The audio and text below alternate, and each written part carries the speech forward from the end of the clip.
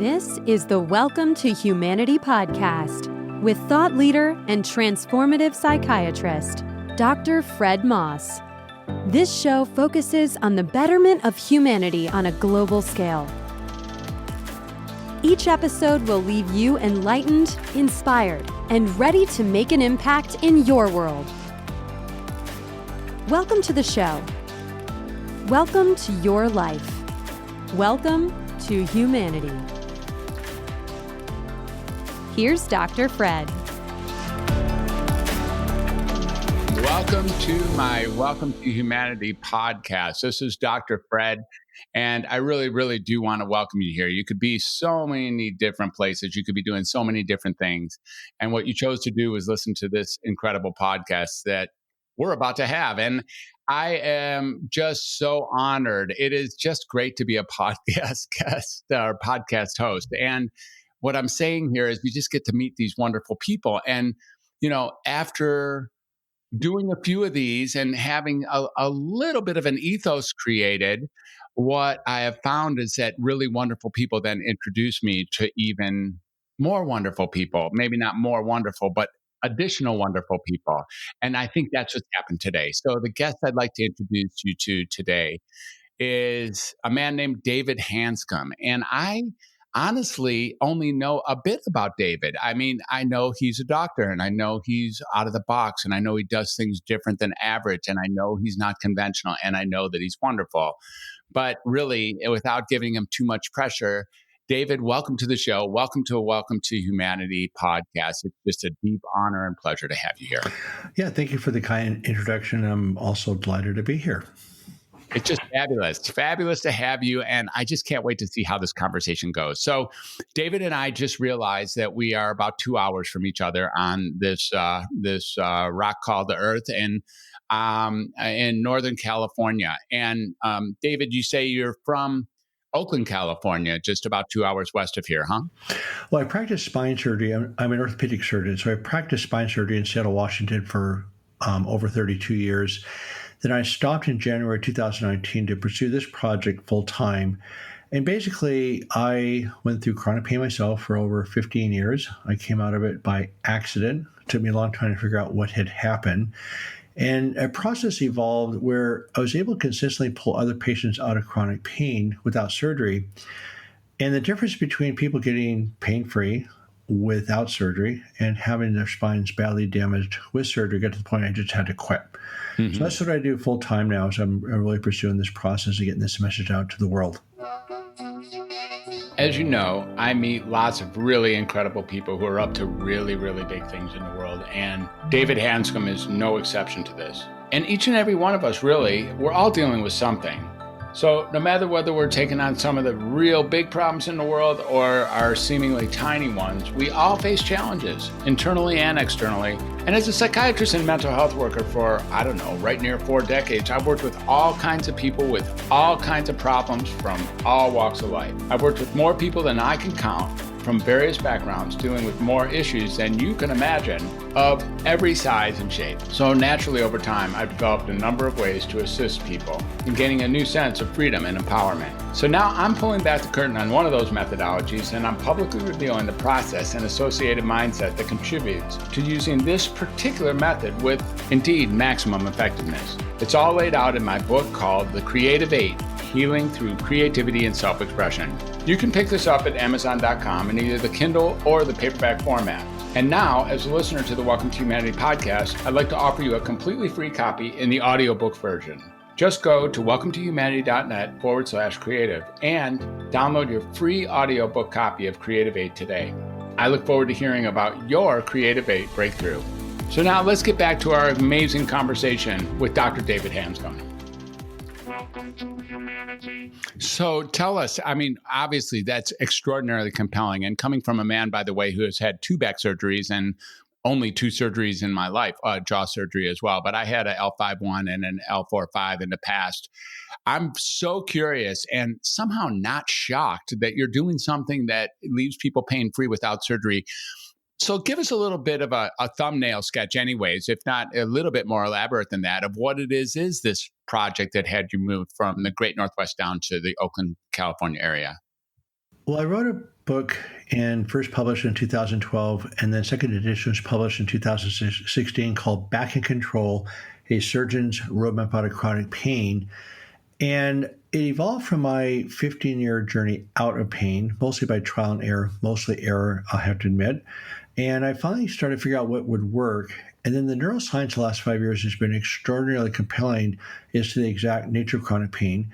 And by understanding it's a neurochemical problem, not a structural problem, it's actually solvable. So it's a very much of a self-directed process. We've watched hundreds of patients go to pain-free, and it's been by far and away the most rewarding phase of my career. So I've seen so many people badly damaged. In contrast to this, I really just felt compelled to quit to bring this message out. So it's called the Doc Project, Direct Your Own Care. And it's a self-directed process, and it's very, very consistent. Wow. So it's a neurochemical process rather than a structural process. And Lord knows that I have run into that game so many times inside my medical career. Of course, being a psychiatrist, at least the way the field has gone over time, we really do lean on this notion that it's maybe neurochemical, or maybe not, by the way, in the form of psychiatry. But nevertheless, can you tell us about that interface? I mean, we're trained and bred to believe that back pain or spinal concerns or those kinds of things are actually structural, and thereby, like, once they occur, there's only a couple things you can do. You can do these injections, maybe like epidurals, and then you can do the scalpel. But you're telling us that no, not even close to true, that you even have something more effective without even being invasive. And tell us more about that, please, David. Well, it turns out that pain is interpreted by your brain. In other words, we have all these sensors: vision, taste, touch, smell, hot, cold, etc. These are all receptors that come into your brain, and then your brain has to interpret these as either threat versus safety. And if there's a threat, you're automatically guided to move in a direction away from the threat, and you gravitate towards safety. Under threat, your body secretes all sorts of adrenaline, cortisol, stress hormones. But also, what I didn't realize until probably about a year ago is that there's this little protein called cytokines, inflammatory proteins called cytokines. And they're the communication proteins between the cells, and they're very inflammatory. It's located on every cell in the body. And part of being under threat is your whole body fires up and becomes inflamed, which increases the nerve conduction, which increases the sensitivity to the pain. And what's ironic is that we do $20 billion worth of spine surgery on degenerative disc disease. And that's the one thing that's been documented to not be a source of pain. When your whole body is full of these inflammatory stress chemicals, your body's on fire and you hurt. The correlation, there's about 5% of spine problems are structural, which means surgery is even possible. 95% are non-structural. In other words, the nerve conduction is altered. And by calming down this stress reaction and gravitating towards safety, as everything calms down, the pain disappears consistently. So calming down the stress reaction and a cytokine-based domain is what I'm hearing. Now, please, David, I am a physician, and if I overstep myself or I start saying something that doesn't make sense, by all means, even at the micro level, please correct me. And we're looking at a cytokine. I remember the term. I somehow remember it on some multiple choice test back in 1987 or something, but I don't really recall exactly what it is I'm supposed to know about cytokines, and maybe what I knew then isn't what I need to know now anyway. So can you say further, like, how do you reduce the stress response of something that sounds like it's neurochemical or even hormone based or whatever's going on here in a threatening environment? Well, I ran across a Dr. Stephen Porges about a year ago who wrote this book called The Polyvagal Theory. He's been researching this reaction to threat for about 40 years. Then there's Dr. David Clausen, who's a physiatrist in Seattle, who is just brilliant. And he's the one that's pulled the cytokines into the picture. And Dr. Porges has pulled the vagus nerve into the picture. And basically, the vagus nerve stimulates the production of what's called anti-inflammatory cytokines, or these little proteins that communicate between the cells, as opposed to inflammatory cytokines. And again, under threat, what I didn't realize is that the entire immune system fires up. including the glial cells of your brain, throws up what's called interleukin-6, interleukin-1, TNF-alpha. There's all sorts of these little inflammatory proteins. And also, I'm with you. I forgot about these things. I knew nothing about them. Mm-hmm. But it turns out when you have a quick reaction to a threat, that's actually cytokines. That's not what I thought was adrenaline. It's actually adrenaline's about 10 or 15 minutes later. So it turned out that the instant reaction is modulated by your sympathetic nervous system, and it says threat. And then there's all sorts of tools you can use to stimulate your parasympathetic nervous system or the vagus nerve to actually calm down this inflammatory response. The key to this process is that, I'm going to say something, and I want to preface this by saying I am a total fan of psychiatry. I'm a total fan of psychology. But this is not a psychological problem. And as you know, in medicine, we throw people over to the psychologist, the psychiatrist to solve the chronic pain. And they're wonderful adjuncts to help calm things down, wisdom, support, guidance, medications as needed. But anxiety is the issue. Anxiety is the name we give this inflammatory reaction. And so the unconscious brain... Say that again, David. I want to hear what you mean by anxiety is the name we give to this reaction. Say that. Can you just elaborate a second on that, please? Right. And this has been fascinating to me also over the last 6 months, is that, okay, so the unconscious brain processes about 20 million bits of information per second. The conscious brain processes about 40. So every second we're processing all this input to keep us safe. That's how the nociceptive or pain system works. So when we feel something unpleasant, it means we've now exceeded the nociceptive limits. But it's 20 million to 40. So if something threatens you, too bright, too loud, etc., your sympathetic nervous system fires off these cytokines, inflammatory markers, adrenaline, cortisol, and histamines, and you have a total body response to threat. So that's where the unpleasant sensations come into play. The neuroscience now shows that thoughts and emotions, repressed thoughts and repressed emotions, cause the same reaction. And so humans, unfortunately, can't escape their thoughts. And so we can suppress them, mask them, deal with them. What happens over time in repetition is a programming problem. In other words, your brain gets, they memorize the circuits. It's like an athlete or an artist learning a skill. You have these impulses coming in from the periphery. Your body's responding. And that survival response, that unpleasant feeling, humans put labels on things. My cat has the same response, but we call it anxiety. So anxiety is the response to a threat. It's not the cause.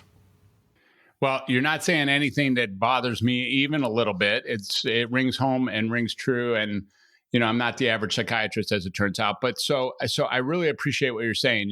This thing that we then call anxiety is we call it that, we give it that term, but it's not anxiety as if it's the cause of anything. It's anxiety as if it's the outcome, it's the response, it's the conglomeration of all of these reactions and then the subjective experience that we then call anxiety. Is that close enough to accurate to move on?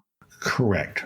Okay, yeah, cool. That's absolutely right. So basically, and Porges, he does not like the word anxiety. And I say, look, Steve, all we have to do is just use it as a bridge word. But again, humans have language, and we label these different sensations we get in our body. So remember, it's intended to be so unpleasant that it forces you to take action to survive. And if you don't take action or are trapped, your body kicks in more stress chemicals, more inflammatory cytokines, and you become angry. So anger and anxiety are the same thing, but the root cause is this inability to escape threat. Anger and anxiety are essentially the same. They're essentially variants of each other, anyways. At the very best, and they're responses that come with an inability to escape a perceived threat. Is that what you're saying? Yes. Okay, I'm with you. Let's rock on. Keep going. So what happens is that one of the antidotes to threat is control. In other words, you control yourself to escape or control the situation to calm down. But again, humans have thoughts that we can't escape. So if my cat is threatened by a dog, she'll escape the dog, she'll lay down and go to sleep. Now, you have a cat, right? Is that what you're saying? Yes. You've mentioned her twice. I just want to let you know that I have 3 cats here. Oh, so good. we at least share another level of feline love here that actually my cats make my whole life worthwhile. I'm not sure if that's true with you, and excuse me for the detraction, but I just want to say how much I adore, Valentino, Winston, and Desposito. And so thank you for bringing your cat in a couple times. Yeah, you see, my cat story is sort of tragic because I'm obsessed with my cat, and my cat is obsessed with my wife. So she every morning. Anyway, it's a long story, but yeah, no, I hear ya. Anyway, so she picks her partners, and she just tends to ignore me, and she just travels around and follows my wife. I know. Look, we have a whole different session that we should probably carry on privately to talk about this exact phenomena. Right. But let's get on right. But I couldn't relate more to what you're saying, so I just want you to know that I'm a brother in arms with that one. Yeah. And let's rock on. So my cat gets threatened. She lays down and she goes to sleep once the threats pass by. Mm-hmm. If you get screamed at by your boss or your spouse or whoever, why you don't just lay down and go to sleep. You tend to think about it a lot. Yeah. And your brain starts spinning and spinning and spinning. Yeah. The problem is that if you say, I'm not going to worry about it, I'm going to suppress it, why, unfortunately, that is a bigger threat than actually thinking the thoughts. No kidding. Mm-hmm. So, as you know, they've done major research showing that if you try to suppress your thoughts, they become stronger. There's a 1987 paper by Dr. Daniel Wegner out of Boston that showed that when you suppress thoughts, they tend to become stronger. There's also a lot of research done on obsessive thought patterns that you get this crazy thought in your brain. Of course, you toss it aside, and inadvertently you just gave it neurological energy, which reinforces it. So I wrote a website post called Your Demons Are Really Robots. They're actually who you're not. And so it's really a problem because they become their own little circuits spinning in your brain. I call it phantom brain pain. But they're like these little mini tornadoes spinning in your brain, and you can't get rid of them. Yeah. And again, we're looking at the unconscious response, which is 20 million times stronger than the conscious brain. You cannot control this stuff. Oh, so when you were talking about 40, you said the word 40. I thought you might have been leaving off a billion, but you weren't. No. It's actually 40. 40, right. 20 million. Thank you for clarifying 40. That. It was really important. It sounded like maybe you were saying 40 million, but no, you were saying 40. Okay. Right. Back on. Thank you. Keep going. So here's the deal. I had a huge paradigm shift a few years ago where within a span of 2 weeks, I talked to 4 gentlemen who were very accomplished, real estate people, SWAT team member, etc. And I noticed on their intake questionnaire that they rated themselves between an 8 and a 10 on a scale of 10 on anxiety and depression. So I'm looking at the questionnaire and going, So if I asked the question, I said, if you had a choice of me doing surgery to get rid of your leg pain, and by the way, they all had surgical problems, or I could get rid of your anxiety, what would you choose to get rid of? I said, by the way, the anxiety will continue to get worse with time because it tends to get worse with time. Every one of them grabbed the leg and said, well, if I get rid of the leg pain, will that get rid of my anxiety? And I go, no. So every one of them, it was a huge paradigm shift for me where I realized where the pain that really hurts people is this deep sensation that we call anxiety. Wow. And in my own chronic pain, I have arthritis now. I had different headaches and all sorts of stuff. But I went from being a fearless surgeon to crippling anxiety in one day. I had a panic attack. And what I now know is that basically it's a huge autonomic nervous system response to the environment from suppressed emotions. I was an absolutely fearless surgeon. My attitude was bring it on. You cannot give me too much to take on. I was known as the brick, which I thought was a compliment at the time. Now it's not so complimentary. And once that panic attack occurred, I couldn't stop nothing. I couldn't stop anything. I lost complete control over everything. Wow. For my listeners here, let's get what you mean by when you say you couldn't stop, you lost control of everything. That's a little broad, I think, but really tell us what you mean. What do you mean? So I honestly did not know what anxiety was. And I was driving across a bridge one night in Seattle and I had a panic attack, which means my heart started to race. I got dizzy, started to sweat, started to pass out. And of course, I thought I was having a heart attack. Of course. And I didn't know what it was. And it turned out that a panic attack, I don't know if it's a cytokine storm or an autonomic nervous system release, but all of a sudden your body gets flooded with these stress chemicals and you have a full-blown feeling like you're running from a predator. And once that happened, I started having multiple panic attacks. I started having a ringing in my ears, burning in my feet, migraine headaches, stomach issues, back pain. I mean, it was endless. I had 17 of the over 30 possible symptoms of a sustained exposure to elevated stress reaction. So my body was inflamed. Now, again, I want to say this with all due respect. I actually went and I saw a psychiatrist once or twice a week for 13 solid years. Okay. So before that or up until then? No, after that. After that. Okay. Yeah. I mean, I was desperate. I mean, I was fearless. And my surgical practice was very complex spine surgery. And I just did really ridiculously complicated stuff. And as you know, when you do anything long enough, you just do it. It's not even a problem anymore. So that's how I got there, was being fearless. And a panic attack is pretty darn debilitating. And I was a mess. Yeah. And somehow I stayed on my feet. And it wasn't until 13 years later, I happened to read a book called Feeling Good by David Burns. And he proposes a form of cognitive behavioral therapy, which involves writing things down. And for the first time after trying everything, things started to change. And by 6 weeks after I started writing in his 3-column technique and several other exercises, I started to get better. And again, this is after 13 solid years of everything. Yeah. And 6 months later, I was fine. And what happened 6 months later, I was exposed to very, very extraordinarily deep anger based on my marriage falling apart, etc., which I didn't even know I had. I was not connected to my anger. That's when I started figuring things out. Then I could not figure out what happened. And from 1990 on, I went on this 30-year quest to find out what the heck happened to me. How could I go from being a fearless surgeon to a panic attack in one day? And now the last 5 years of neuroscience research has become very clear that chronic pain is a memorized set of pathways that becomes embedded with more and more life experiences, and the memory can't be erased. So the problem is if you try to fix it and solve it, your attention's on the problem and you reinforce it. The key to solving chronic pain is neuroplasticity, where you stimulate your brain to go a different direction. It's like learning a new language. As you learn this new language, that's where your brain develops. But you're not going to learn French by trying to fix your English. You're not going to solve chronic pain by trying to fix it. You solve it by moving into what I call an enjoyable life. In other words, what's your vision? How do you want to get there? So two things happen. There's ways of stimulating your brain to change and stimulate these new circuits to form. You can also shift onto the new circuits. But I also found out, again, over the last year through the polyvagal theory, there's a bunch of exercises you can do to simply lower the inflammatory response, which I was not aware of. So I was doing those, but I didn't know why they were working. And so that's been a huge paradigm for shift to me to understand there's direct ways of solving or lowering stress chemicals. And there's also indirect ways through stimulating neuroplasticity.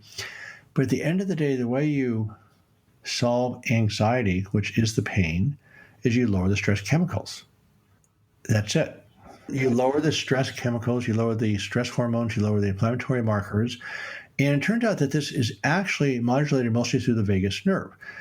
So what I have learned, again, that things like mindfulness, meditation are more than psychological. You're directly stimulating the vagus nerve. For instance, if you just do slow breathing between 6 to 10 times per minute, that's a direct stimulation of the vagus nerve, which is strongly anti-inflammatory. Humming, low-grade humming, stimulates the 7th cranial nerve in the back of your throat, which also stimulates the vagus nucleus. There's certain tones of music that stimulate the vagus nerve, again, very strongly anti-inflammatory. Different meditation exercises, etc., also do the same thing. You know how people will rub their foreheads when they're under threat? Yeah. Mm-hmm. You're stimulating the 5th cranial nerve. And so what was really helpful for me over the last year is that these different tools that I thought were, quote, psychological are actually directly stimulating the anti-inflammatory response by your parasympathetic nervous system. Mm-hmm. Turns out that chronic pain is a solvable problem. Turns out anxiety is the pain. Turns out that the mental pain is a bigger problem than the physical pain because you can't escape your thoughts. So again, the way you solve this sensation that we call anxiety is you can directly drop it down with the deep breathing exercises, meditation, relaxation tools, or you can dampen the response through neuroplasticity. Instead of being stress, automatic survival response, it's stress, a little bit of a space, then you make a choice of the response, And with repetition, your brain changes structure. Mm-hmm. Okay, so it really, as I listen to you, and again, I might need some redirection here. What you're talking about is both extraordinary and certainly somehow could be seen as complicated. But on the other hand, it's just simple human physiology in the end. That's all that's happening. Right. Yep. Absolutely. You just nailed it absolutely on the head. In fact, I'm excited you said that because I have very few people that pick that up that clearly. Yeah, the anxiety is a physiological reaction to the environment. Exactly. Right. Simple. Whereas contentment, peace, love, and joy are a response to the environment of safety. In other words, you have dopamine and serotonin and those type of things, plus anti-inflammatory cytokines. So it's the opposite response. Okay, so yesterday, it was a Sunday, and I spent the day reading a book you probably know of called Becoming Supernatural by Joe Dispenza. And one of the things I got in that book was this idea of, and you pointed to it, or you almost glossed over it, this idea of the new choice, making a choice from a particular intersection to take the response into not a more, better, different response, not like you said about French and English, not like getting my English better so that I can learn French, but actually taking into a completely transformed way of looking at the world.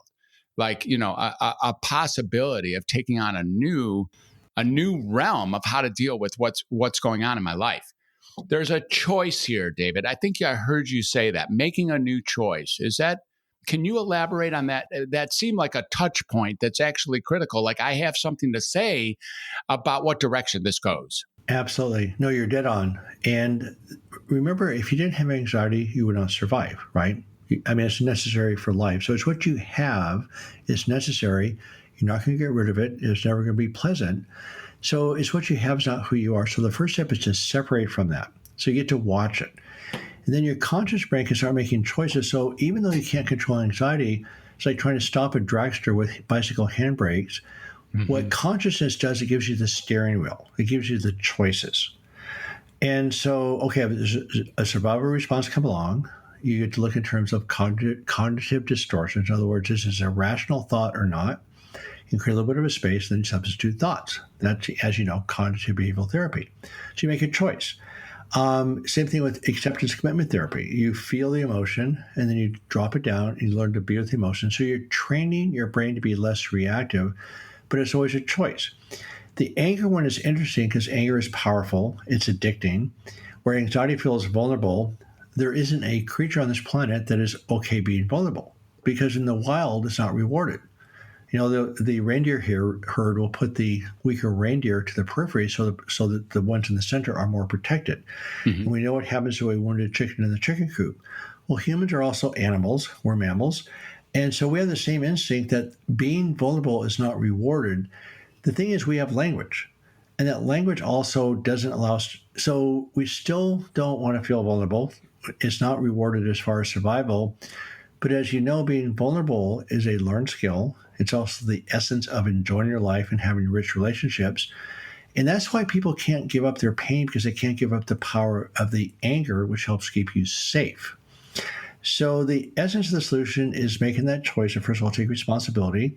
The second choice is to allow yourself to feel the pain, feel the anxiety, feel the unpleasantness, and not fight it.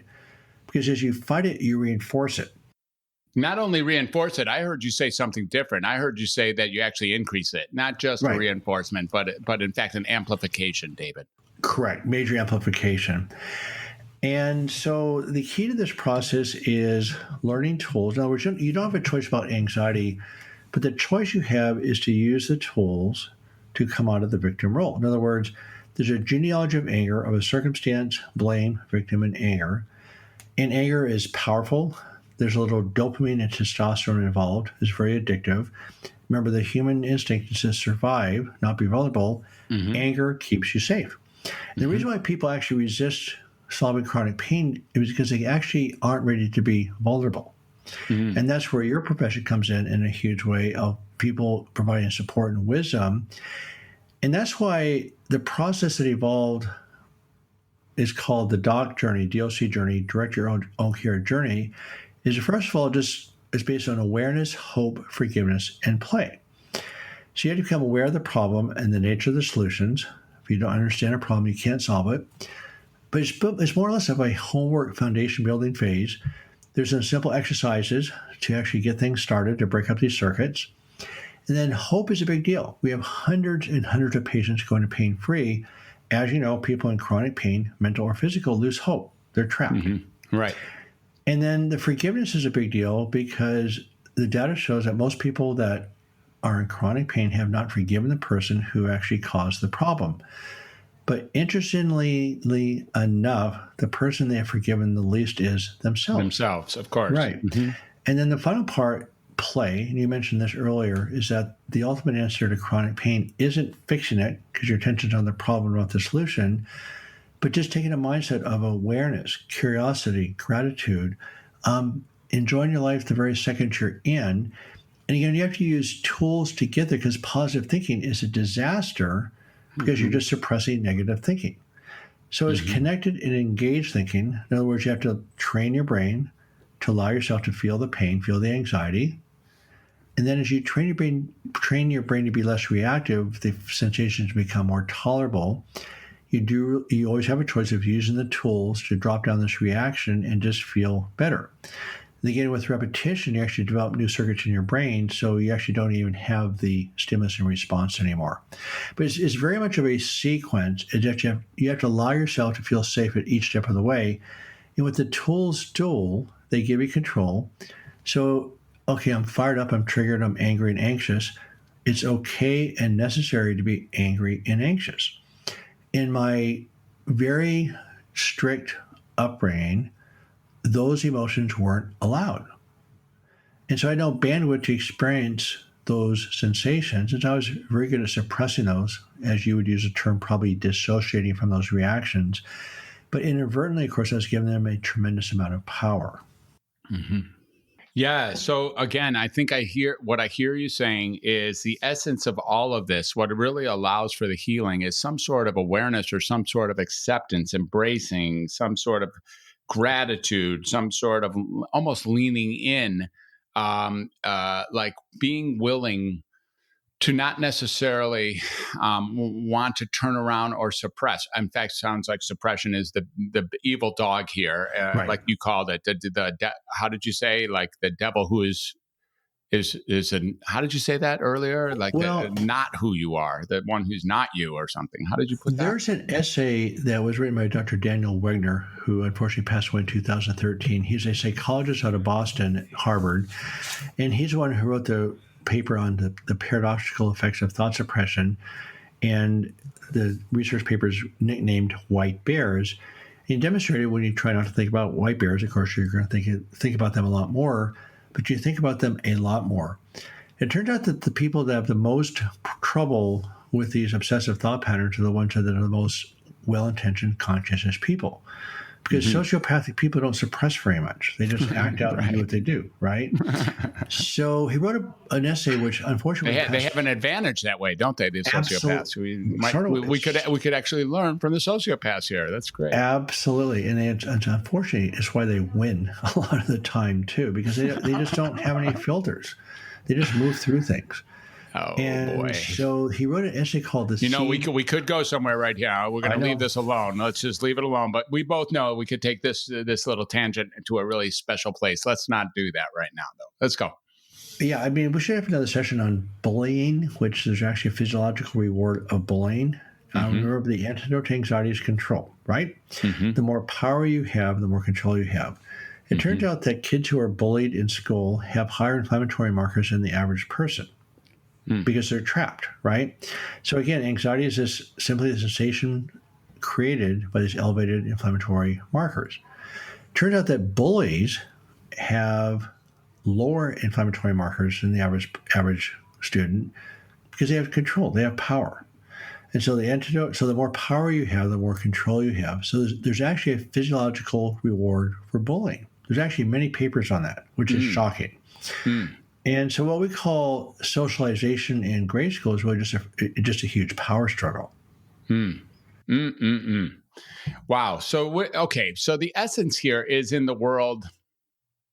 at least an essential point, let's put it that way, is in the world of being, vulnerability as a response to a sense of safety, as as a function of the fact that we are, as animals, have language as a tool to work with that allows for us to endorse and maybe live in the magic of vulnerability that allows for enriching relationships. And I'm hearing at least access to a pathway of healing. David, is that close to accurate? Yeah, no, it's fun talking to you. I mean, you just get on with all this stuff. So, yeah, and again, that's why I love working with psychiatrists and psychologists, because when they combine their deep knowledge of human behavior into these neurophysiological concepts, it's just game on. And it's so much fun. I mean, you take people without any hope, they're completely miserable. It's estimated that the impact of chronic pain, and I want to say mental and physical pain, has the same impact as terminal cancer. Mm-hmm. And I just looked the paper up yesterday, and it's worse. I mean, at least with terminal cancer, you know what the problem is, and there's usually an endpoint, positive or negative. With chronic pain, you're trapped. You have no idea what's really going on. The medical profession is not trained to deal with this. Again, with spine surgery, there's not one research paper in 60 years that demonstrates that spine surgery works for back pain. But we're up to $20 billion a year doing surgery that doesn't work. So we're disabling people badly. Again, this is a neurochemical problem, not structural. And what's ironic about spine surgery right now is that we don't know a lot about back pain. We absolutely do know that disc degeneration does not cause back pain. It just doesn't. Mm-hmm. Multiple research papers demonstrating that, and it doesn't do that. Yet it's a huge reason to do surgery. It's just a make-believe game. It's unbelievable. It's unbelievable, but we do have a cousin out here in the psychiatric field that plays with the same level of just astronomical numbers and purposes that are built on non-evidence-based, studies or conclusions being made without any support at the roots. And so we're talking about a system that's pretty sick here in the healthcare system. But more than anything, David, I think what we're really talking about is the possibility of an alternative, and the alternative of getting a life that is actually joy-free, playful, fun, available, and even with rich relationships, even in the face of what might have been considered a disempowered, chronic, inescapable future. Now, that's what you have here, and that's what you're offering. And I could see why someone like that would move from the Great Northwest to the East Bay. And there's something like, David, what can my listeners learn from you? Like what should they read, or how should they follow you? Or what is it that they, what are you? It sounds like you're learning every single day after all, not the creator necessarily of this truth, but one who is discovering for yourself what actually works with patients, clients, friends, neighbors, family. What is it that, is here for our listeners to grab hold of right now? Have you got something for that? Yeah, we do. First of all, the process is very, very self-directed. So I wrote this book called Back in Control, A Surgeon's Roadmap Out of Chronic Pain. Second edition was published in 2016. And it's a framework that presents every recommendation in the book is based on deep medical research. In other words, it's a structured, organized way of presenting known data. So that's the first part of it, is a framework. It's not a solutions book, but it allows you to understand chronic pain in a way to figure out your own solution. Then I have a website called backincontrol.com, and between the book and website alone, probably 90% of the patients have gotten better without anything. Just the book, the website, starting the exercises that are in the stages. And what I just released this week, by the way, is called the Doc Journey, the Direct Your Own Care Journey, which is a straight line journey through the website. In other words, the website works, people get better with it, but it's unwieldy, it's big. And this is a straight line journey that gives people an A to Z process, honoring their suffering, giving people hope, teaching them calming down tools. And you touched on this earlier, but the ultimate solution to chronic pain is play. Giving back, the spiritual journey. That's great. I love it. But you can't just get there. In other words, you can't just play to counteract the pain, because remember, you have to allow yourself to feel the pain first. You can't really move forward until you can forgive and let go of your legitimate anger at all sorts of things around chronic pain. So I'm excited about it, because you don't need major pain clinics. It's somebody where I have had physicians. My goal is to allow physicians to empower their patients to take care of themselves. And it's not very hard. Can you give me just a couple one-line examples of some healing stories? Of course. Please. So I have one woman, 55 years of chronic pain. She is now fine for 6 years. No doctor ever asked her in her 40s. She had a husband and a son commit suicide. I get another gentleman who had 27 surgeries in 20 years. He has been pain-free now for 4 years. And I didn't think that was possible. Another girl, Esty, 4 years of neck pain, 10 doctors, 6 injections, high-dose narcotics. She's been pain-free now for 7 years. Beautiful child, new marriage, actually 2 children, marriage. And there's just story after story after story of people going to pain-free. So the main message I have is when a doctor tells you that you have to live with pain the rest of your life, that is simply not true. Not true. It's not true. No, I gotcha. And by understanding the problem and nature of the solution, it's not that hard to figure out, and you can really just figure it out on your own.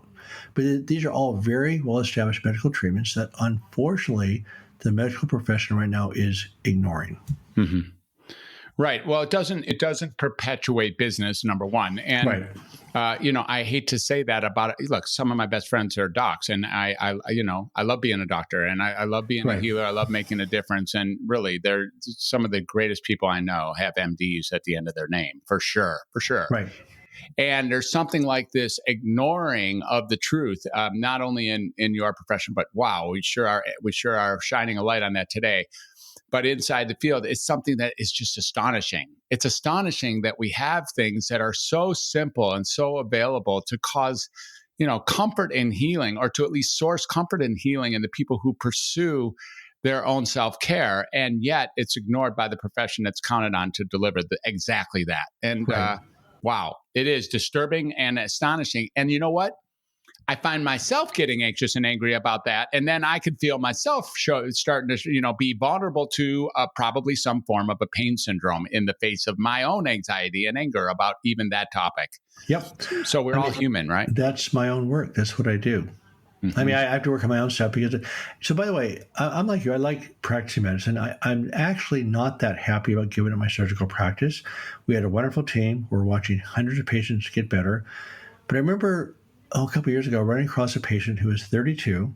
He had an operation that he did not need, paralyzed. That'll mess your shit up right there. Yep. So I was seeing that 3 to 5 times a week, different variations of that. People having total neck to pelvis spine fusions done on normal spines. Mm-hmm. I just heard of an 87-year-old woman who had a neck to pelvis fusion recommended for a normal spine. She was 87. Whoa. I know. It's bad. It's getting really dangerous out there. It's getting really severe. So I'm not very happy about that. So I have the same problem you do. I just got to do my own relaxation tools, drop it down, relax. I exercise. If I quit doing the tools that I teach to my patients, my pain comes back in about 2 weeks. Isn't that true? You're just a human. You're just a human, David. You're just a physiological machine. That's it. Yeah. I hear you. So, okay. So listen, what we have here is there may be some things, like there's probably some people out there like, dude, you don't understand. I got pain. I've seen the x-rays. I've seen the CAT scans. I've seen my tons of doctors. This is the best I can hope for. Excuse me while I move my walker or my wheelchair, or can't get out of bed, or, eat tons and tons of oxy, or get shots or blocks or disability and all those things. And clearly, I hear you, Dr. Hanscom, but you're not working with patients like me. Is there something to say to those people who might be hanging on to this conversation? Like, well, maybe these two docs are actually saying something that's worthwhile. Well, the first thing I say is embrace it. In other words, you don't believe me. That's exactly. Fine. Right. That's right. Don't try to pretend to believe. It's not about believing David Hanscom or you or whoever. It's not about a belief system. It's not about placebo. What you're doing, you're simply honoring the way the body functions to stay alive. And so, again, threat. If you're in an abusive relationship, guess what? That's threat. Guess what your body does? It fires up the cytokines. Guess what that does? It doubles the nerve conduction, and you feel the pain more. So no medication in the world is going to solve the fact that you're going home to an abusive relationship. So remember, the way we survive, we process our environment. You cannot treat a patient without taking the environment into account. And in modern medicine, as you well know, we are not given time to talk to our patients. We can't create that feeling of safety. Remember, the essence of the solution is creating safety versus threat. So if you don't believe David Hanscom, fine.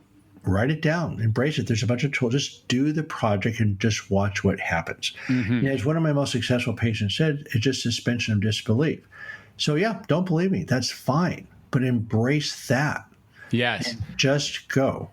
So what you're talking to, David, and I think that we're maybe even more aligned than either of us know about this, and maybe there's a paradigmatic shift that's happening around us, and we're not silos in our own right. Maybe we're just on the front edge of something that's occurring. Wouldn't that be beautiful?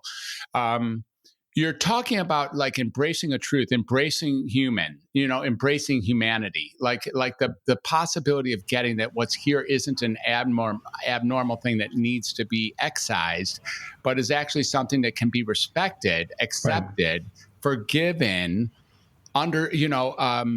embraced. Right. And even loved at some level, even loving the discomfort as part of the essence of what it means to be alive as a human. Well, you've heard that, I use the word somewhat trite saying, but it's true, is that what you resist will persist. I've used everything I could during this conversation not to say that. So thanks for being the first guy. Yeah, that's great. Anyway, yeah, I mean, it's just that we're all human. There's good days and bad days. And again, what you're going to learn are the tools to regulate your body's response to the environment. That's it. And so sometimes the pain disappears within a few days. As far as I'm concerned, after this gentleman just got better after 27 surgeries over 20 years, we've seen phantom limb pain disappear. And the pain is always there. It's always real. Remember, acute pain is necessary for survival. It protects you from danger. There is nothing helpful about chronic pain. In other words, you have a very delicate pain system. Let's say that again. Yeah. Because that's really brilliant. Yeah. Acute pain is necessary for survival. There is nothing useful about chronic pain. In other words, your beautifully balanced pain system is short-circuited. It's out of balance. It's out of whack. There's nothing good about it. And so we never remotely doubt the fact that the pain is there. It's always there. And if you didn't have any, anyway, that's a whole different topic, but absolutely, we know the neuroscience now. We know the neurophysiology. We know the neuroimaging. We know about the cytokines. We know about the autonomic nervous system. I mean, we know a lot. We actually know the problem now, and we actually know the solution. That's awesome. So the thing is, we're at a space and time, or a time and space, where we have an opportunity to look at the nature of chronic pain. And not only that there's nothing good about it, that there's nothing valuable, there's nothing evolutionarily advantageous about maintaining any chronic pain whatsoever. Right. I'm in a devil's advocate way. I could see some of my disabled brethren here, my disabled friends, or my disabled patients, or people that you and I have both worked on, or together in a Bureau of Workers' Compensation injuries or something like this. We have a group there that is just entrenched, literally entrenched, in not only maintaining their chronic pain, but supporting it, like really actually defending it to the life's end. Have you noticed that? Well, but remember, they have no choice. They have no choice. Remember, these circuits do get embedded. They are permanent. They're memorized. I call it phantom. It's phantom brain pain on top of everything else. So these thought patterns that the doctor's missing something become embedded in your brain, just like phantom limb pain, and they're not subject to rational interventions. So I have learned that the first thing to do is just listen, work on some sleep, calm things down. And so I don't try to fix anybody. And again, as we talked about earlier, it's about neuroplasticity and allowing your brain to change. And so I don't care if it takes 1 year, 5 years, whatever it is. A lot of times I've given up, and all of a sudden people email me 2 years later, and they're fine. But remember, they have to be ready to give up their pain. And if they don't feel safe, they're not going to give it up. Remember, being in chronic pain is an embedded familiar pattern that is not only etched in very deeply, but it's extremely threatening to give it up. And they can't do it. Conversely, by Right. just saying, hey, help you out. Here we are. Let's try some of these tools. Let's work on sleep to start. It's remarkable how even the worst, most entrenched situations will resolve. Excellent. All right. Well, I'm gonna tap on an area that has everything to do with Welcome to Humanity and everything to do with something that I think it is in fact the bridge here, which I really want to point to. And what I heard you just now say to the inquiry I laid out for you about our dual patient here is that the intervention that is most called for at that point is this art of listening. Like Right. there is something in listening that is extraordinary at the source of all healing. And I want you to speak to what's been your evolution. Look, as a psychiatrist, we don't have orthopedic surgeons as being on the top edge of excellent listeners. I don't have that as being what you got while you were in your 7-year residency. I don't have that at all. Right. I have it, in fact, that you learned how to not listen to anybody except you and you're, like something like that. Right. But by the way, I don't have psychiatrists much higher than that either, but that's a whole different space and a whole different conversation. But David, talk to us about this power of listening, especially as the first intervention at that point, and in fact, sometimes as an entire healing tool. What is that? Well, it's about safety versus threat, and we feel comfortable with your physician and have a relationship. It's safe. And so, first of all, you can't really solve a problem unless you know the details. Second of all, you cannot treat a patient outside of his or her environment. And you may be familiar with this very famous 1927 lecture written by Dr. Francis Peabody, who happened to be a surgeon. He was lecturing to medical students. It's a 5-page article in the New England Journal of Medicine. He basically says the secret of care is care of the patient. But what he is really saying is that you have to take a person who has a great marriage, great kids, life is good, compared to somebody who's getting beaten by his or her spouse. It's a different reaction of the organism. And so, it's, again, like you said earlier so nicely, that's a physiological response to the environment, and you can't ignore it. I mean, this woman who was in chronic pain for 55 years had her son and husband, for God's sake, commit suicide. Mm-hmm. Nobody ever asked her, hey, what's going on? No one ever asked her. I still don't get how that happened. I mean, there's a space right there in family history that you're supposed to ask a question like that. That's incredible. And what do you mean? That's just amazing, right? Right. No, that's why I see it all the time. Embarrassing and shameful. I know the gentleman who walked in. I was with one of my fellows. I said, look, this doesn't take very long. It takes about 90 seconds to figure out the situation. So I asked this guy, he's about 70 years old, super nice guy, there with his wife and his daughter, who's in her 40s. I said he had chronic neck pain for 5 years. I said, look, sometimes stress can create symptoms that don't ordinarily exist because you've thrown the body's chemistry out of balance. Turns out that his grandson had shot his son. What? His grandson was a paranoid schizophrenic who had shot his father. And so that's stress. Yeah. The diagnosis isn't neck pain. The diagnosis is really extreme stress. Mm-hmm. And you also know that if you can't feel your emotional pain, you're going to feel it physically. Somewhere else. It's going to manifest someplace. Yeah, psychological equivalence is what we called it back in the day. Yeah, right. Exactly. So that's the diagnosis. I mean, I could have done physical therapy, medications, injections forever, right? How would that have worked? I walked into a room another day, a nice middle-aged woman, and total body pain, could not figure out what's going on. So my nurse turned out to be brilliant at this. So she walked out and she says, you're not going to believe this. I go, what do you mean? She said, well, our daughter's having a baby. I go, fine, that's great. Her husband was the father. That's stress. And so I couldn't pull it out of her. But I mean, you hear the stories more than I do, but it doesn't take very long just to find out what's going on. And I'm not a psychiatrist. I'm not doing counseling. Essentially, none of my patients that have gotten better have done it without a psychologist. I will again categorically say if I have access to a psychologist or psychiatrist, things move ahead much faster, much quicker, much more of a rounded process. But people do it on their own. Isn't that great? Yeah. So, one of the things that you're shining a light on, and I almost feel I feel myself tweaking a little bit, is this thing we learned in medical. Where did you go to medical school, by the way? Loma Linda University, Southern California. Yeah. Okay, cool. And what year did you graduate?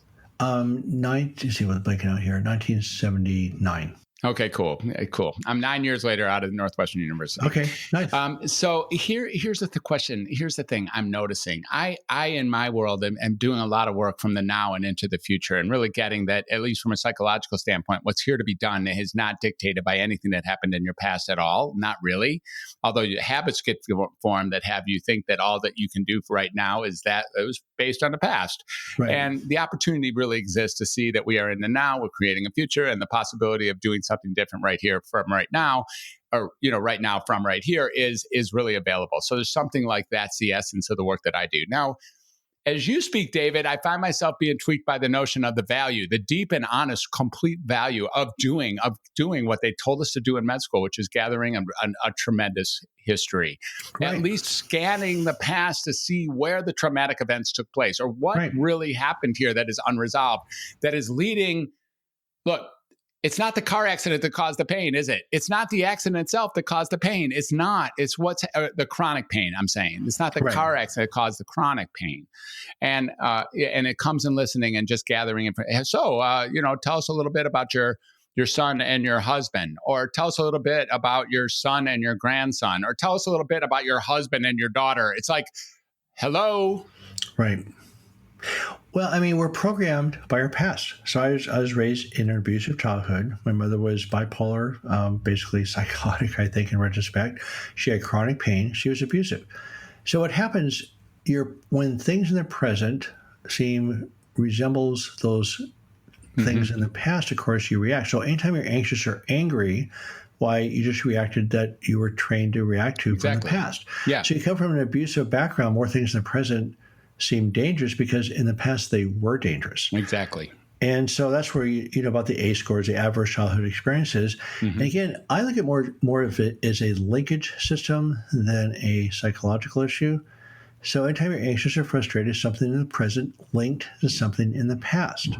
Yes. It's the way we survive. I mean, if something in the past was dangerous, we're trained to avoid it in the future. Very valuable. Very, very, very, very, very evolutionarily valuable is what you're talking about. Yep. Yeah. And so again, so people think in terms of stress as a psychological issue is a total body response to the environment. Your whole body's reacting to threat.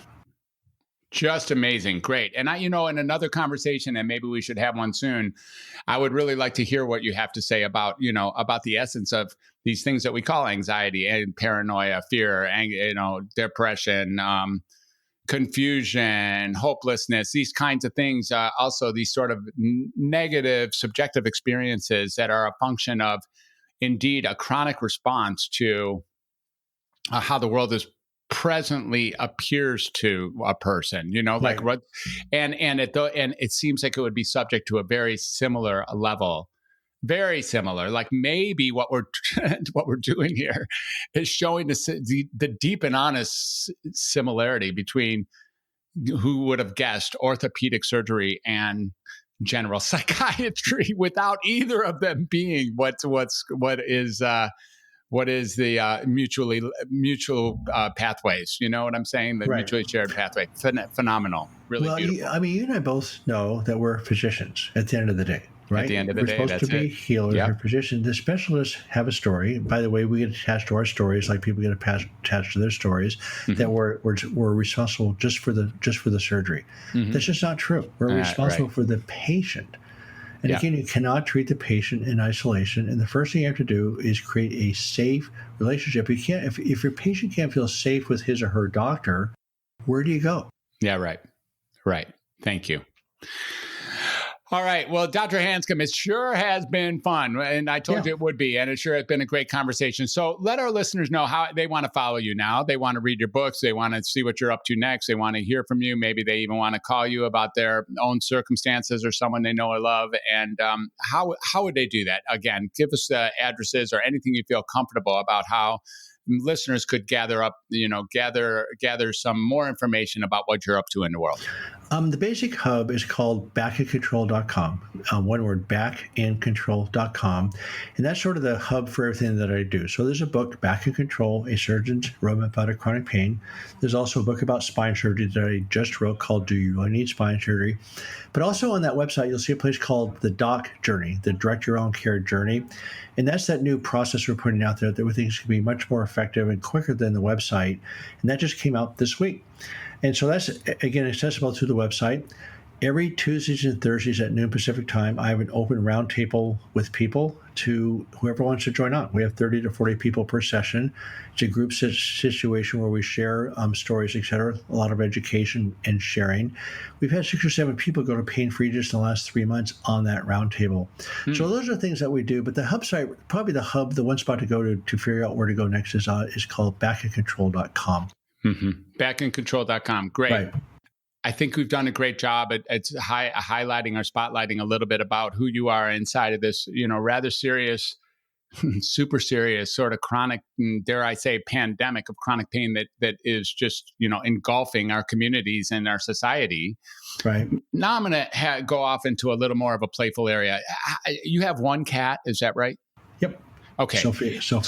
Sophia. So one thing, and Sophia loves your wife a little more than you, or at least overtly, is playing games like that with you. Okay. Well, listen, talk to me about play, and talk to me about how play has now entered. I got to tell you, my 3 cats, one of the things that I love watching about them, and today more than any other day that I've ever seen, by the way, is their creativity when learning how to play together. And like that's what play is. It's like, wow, that is such a cool design that they put together to have fun and hop over each other and scare each other and hide from each other and, scratch or fight each other and all those things that they do that sure appear to be, essentially play. Tell me a little bit how play plays a role in your life, given that it is so central in the healing process that you spoke of earlier. Well, when you're raised in an abusive environment, play is sort of a small part of your life. However, the way the human brain develops, there's a book written by Dr. Stuart Brown just called Play. And the way we develop language and communication and human interaction is through play, negotiating boundaries, et cetera, reading social cues, et cetera. And we also know that people that are socially isolated develop the same symptoms as chronic pain. So the way human consciousness developed, it was through interacting with each other through language. So social connection is a big deal, and play is the most multidimensional way of actually learning how to do that. So then, of course, when you're full of play, your sense of well-being is full of, again, dopamine, serotonin, the GABA drugs, which are like Valium. And so your body's full of these wonderful chemicals, anti-inflammatory cytokines. So when you're fighting anxiety and frustration, your body's full of these stress reaction chemicals. Play is exactly the opposite. Could not be more opposite. So you don't actually solve or fix chronic pain. You move into wellness. And play is a major factor in doing it. What's your go-to with your own personal play that you're finding yourself engulfed in these days? It's a mindset. Are you a grandfather? I am a grandfather. I spent the weekend with my 2 granddaughters. Is that what you just get down on the ground and play with them? Are they young enough to do that? Yep, hanging out, not doing much. That's but awesome. If you're obsessively playing to distract yourself, that doesn't work. Right. It's almost too much. Yeah, right. Yeah. Mm-hmm. Right. Sort of like suppression, if you will. Sort of like suppression rather than natural. Yeah. Mm-hmm. So, I try to also take that word work off of work and just say, look, I'm just going to enjoy my time at work. So spend time with my patients, with my staff. I look at the administrative issues as challenges rather than obstacles. So just changing the mindset of work to, I'm going to play at this and enjoy it more. Huge difference in everything. Right. This binary notion that work and play are somehow 2 edges of the spectrum is just insane. Yep. Just insane, really. Just insane. All right. Well, David Hanscom, thank you so much. Thank you so much for being here. I think this has been a rich and informative discussion, and I think we have succeeded in really bringing out your brilliance as promised, like really what you're up to and why, in fact, or how, in fact, you have become an essential player that's making a difference in the world, not only for your family, friends, and colleagues, as well as you're sort of flying against the conventionality of what is the prevailing conversation, but actually making a difference to, I don't know if there's any really higher order than taking pain and removing it from someone. So thank you for being that man right here, and just being that on a reliable basis. It's extraordinary to run into. And it's one of the gifts of being like I said earlier, being a podcast host is that I get to to meet people like you. So Yeah, thank no, I'm you. excited. I'm very excited to talk to you. There's only a few psychiatrists I am able to talk to about this stuff like this. So this is fantastic for me also. So I appreciate it very much. My pleasure. My pleasure. All right. So welcome to Humanity, and welcome to Humanity, all the friends that have stayed on for this entire call, like for this entire show, I should say. How brilliant was this? It was really, really fun, and it's fun to be with you, and it's fun to make a difference, and it's fun to spotlight these folks who come onto my show. So with that said, wow, it's a beautiful day outside. I think I'm going to go play. I think I'm going to go release my pain, or maybe before I release it, David, maybe what I need to do is accept, embrace, be aware, be curious, be grateful, be responsive, and just, acknowledge it as being a normal physiological response, not only normal, like a welcome physiological response to what's going on around me and as a human. So it's really brilliant. Well, you can accomplish all that with one move. That's just hanging out with your cats. Yeah, no kidding. That's what here they come now. As soon as I open the door, they'll be there for me, and I can't wait to see them. Yeah. All right, Dave, have a great rest of the day, a great rest of the week. Let's talk soon. I think we should probably have another podcast, and it's really been beautiful becoming a friend of yours. Thank you. Likewise. Yeah, all fantastic. Right. Hello, listeners, and thank you so much for tuning in today. So this is just another amazing guest, right? I mean, I hadn't even met David prior to this meeting, and by the time we were done talking, I was just in love with the man, in love with medicine, so glad to be a healer, so glad to be a fellow physician, and really looking forward to my frequent contacts with this incredible man who has found a way to treat pain the way humanity would want him to, without intrusion, without interventions that are painful or require a knife. The man has found ways to not only treat back pain, but disappear back pain by using techniques that have been known for ages. Just really, really terrific. And using front edge technology to connect with his patients with the remarkable tool of listening. And from there, well, we're just brethren, and aren't we all just part of the human race? What a wonderful interview. What a wonderful physician. What a wonderful man. What a wonderful contribution to humanity. So maybe when you were listening to this, you thought of a person, or maybe even 2 or 3 people who really, really could benefit from hearing this episode. I'm going to ask you to reach out to them, invite them to listen, and to then subscribe to Welcome to Humanity podcast. Of course, I'd like to ask a favor of you that is small in effort and really makes a lot of difference as well. Go ahead and take a moment and subscribe to the Welcome to Humanity podcast.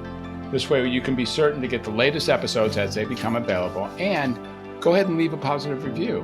And all you have to do is go to Apple Podcasts and leave a review. You may know that subscribes and reviews are the 2 best ways we know of where we can reach more listeners with the Welcome to Humanity podcast. And I'm assuming that if these conversations are contributing to your life in any way, that you'd be interested in paying it forward by subscribing and leaving a positive review. So to catch up on past episodes, the best way to do it is to head on over to welcometohumanity.net/podcast. And until next time, well, this is Dr. Fred, and this has been another wonderful edition of the Welcome to Humanity podcast. Thanks for listening. Have a beautiful day.